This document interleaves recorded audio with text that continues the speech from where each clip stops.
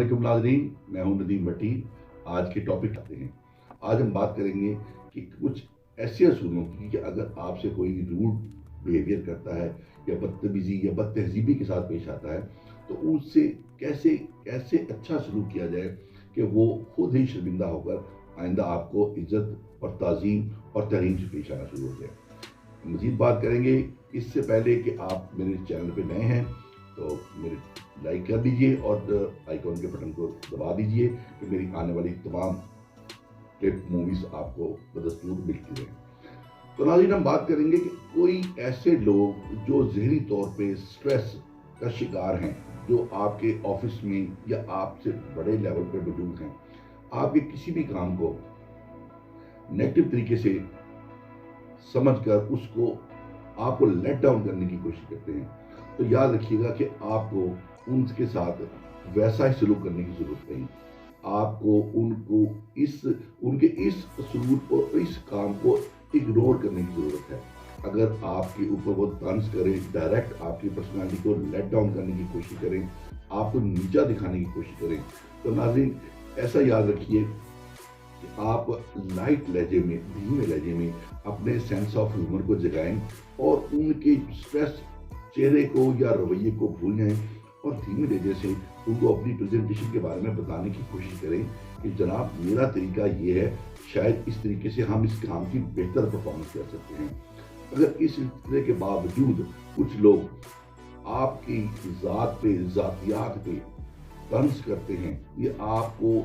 کسی بھی کمپیریٹیولی آپ کو سمجھتے ہیں کہ آپ معاشرے کے ایک بہت ہی نیچے درجے کے لوگ ہیں، تو یاد رکھیے گا کہ ان لوگوں سے آپ کو پریشان ہونے کی ضرورت نہیں۔ یہ ان کا ذہنی تناؤ ہے جو کسی مسائل کی وجہ سے آپ کو پرابلم میں یا آپ سے رانگ بیہیویئر کرنے کی کوشش کر رہا ہے۔ تو سب سے پہلے اگر اس ماحول میں ایسی سچویشن کبھی آئے تو یاد رکھیے گا کہ آپ یا تو وہ روم چھوڑ دیں یا کم از کم اپنے آپ کو کمپوز کر لیں، کمپیکٹ ہو جائیں۔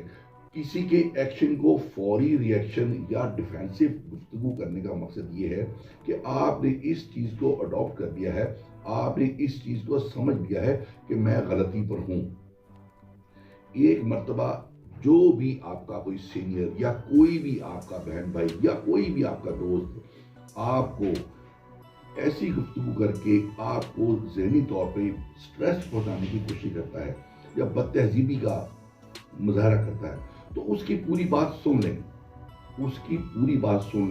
این ممکن ہے کہ وہ پوری بات کرتے کرتے خود ہی اسی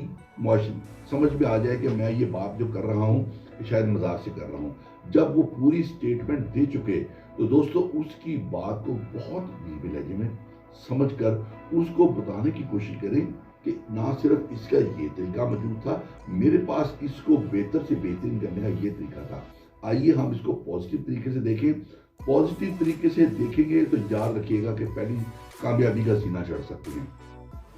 لیکن کچھ لوگ اتنے روڈ اور سٹریسڈ ہوتے ہیں کہ ان کی عادت ہی ہوتی ہے، وہ مشہور ہی اس وجہ سے ہوتے ہیں کہ انہوں نے آپ کو طنز کرنا ہے یا آپ کو بد اخلاقی سے پیش آنا ہے، تو آپ کو ان سے ڈرنے کی یا ان سے ذہنی پریشر دینے کی ضرورت نہیں۔ ذہنی پریشر دیں گے تو یاد رکھیے گا کہ آپ بھی غلط پریزنٹیشن سے، آپ بھی غلط جملہ ادا کرنے کے بعد کچھ ایسا کر بیٹھیں گے کہ جس میں آپس کے تعلقات میں بہت بڑی خرابی پیش آ سکتی ہے۔ یاد رکھیے گا اگر کوئی ایسے الفاظ پیش کرے، آپ کو سٹریس کرے، تو اس کی بات ختم ہونے کے بعد دھیمے لہجے میں اس کو بتائیں آپ نے غصے میں بغیر تولے، بغیر اس الفاظات کی شدت کو سمجھتے ہوئے آپ نے یہ باتیں بتائیں، ان باتوں کا جو نقصان ہے وہ آپ کی اور میرے ذاتی تعلقات پہ ختم کرنے پر مبنی ہو سکتا ہے۔ یاد رکھیے گا